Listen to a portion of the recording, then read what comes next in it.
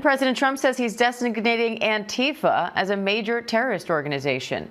In a social media post, he calls Antifa a sick, dangerous, radical left disaster and says he's recommending those funding them be thoroughly investigated.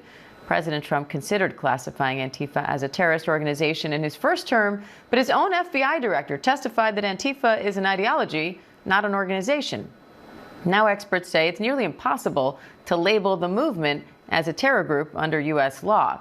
ABC News Washington Bureau Managing Editor Catherine Faulders and ABC News legal contributor James Sample are here for more on that. Hi to you both. So, Catherine, Antifa doesn't have set leaders or an organized structure, so how will this work?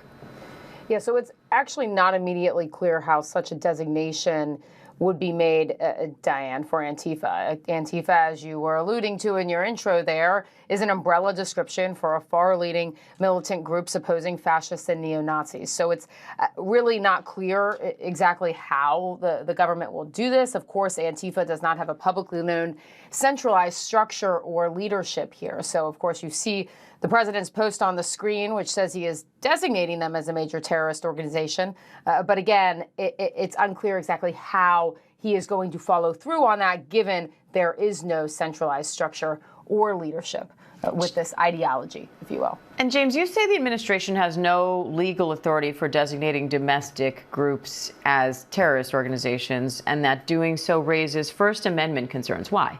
Well, so if you're talking about foreign organizations, you can designate them as terrorist organizations. But in the United States, individuals, including citizens and non-citizens, have First Amendment rights, and those include the rights of speech and assembly. So given that, as you said, Christopher Wray even testified to Congress that this is an ideology, a movement, much more than it's an organization with a central headquarters or centralized leadership, you're essentially talking about designating individuals based on beliefs, based on opinions, however abhorrent, as opposed to addressing their actions. And that is the equivalent of viewpoint discrimination at the hands of the government. The Bill of Rights exists, and the First Amendment exists to protect individuals who are unpopular from those who are powerful, and particularly the government. And you couldn't argue that this is the equivalent of shouting fire in a crowded theater, which is the famous exception?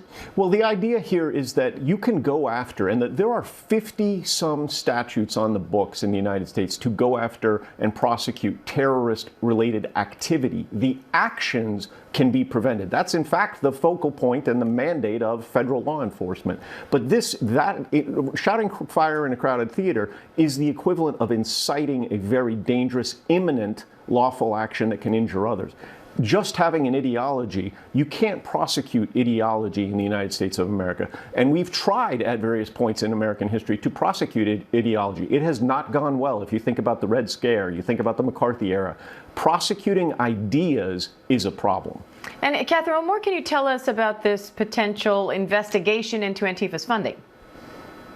Exactly like what was just said, prosecuting ideology. How do you do that? How are they investigating that? Of course, it was not immediately clear how federal authorities might make use of such a designation. Therefore, how is the Department of Justice, for example, and investigators going to go about actually investigating this? At least I'm told behind the scenes that that is part of the discussion happening right now. So really how substantial this is still to be determined. But again, there's this question about how do you even prosecute this in the first place? We'll have to see ultimately what the administration says about that. Trump hasn't really answered questions on that yet, other than, of course, posting this message to a social media platform last night. And James, the Trump administration has justified military strikes on alleged Venezuelan drug traffickers by classifying cartels as foreign terrorist organizations. If this classification for Antifa were to happen and they're able to classify Antifa as a terrorist organization, how would that change how law enforcement in the U.S. handles those cases? It's unclear, and it's unclear for the reasons that you just heard, which is to say that because there is not a domestic legal framework to go after domestic organizations that are terrorist organizations, if in fact they are designated as such, it's not clear that there are additional tools that would follow from the designation. There are many tools in place. The question is whether or not those tools are being underutilized, and this applies to right-wing white supremacy groups just as it would apply to Antifa. The idea of going after the groups by designating them as something something, it's not clear what that would accomplish in terms of increasing the arrows in the quiver of the administration. All right, Catherine Falders, James Sample, thank you both.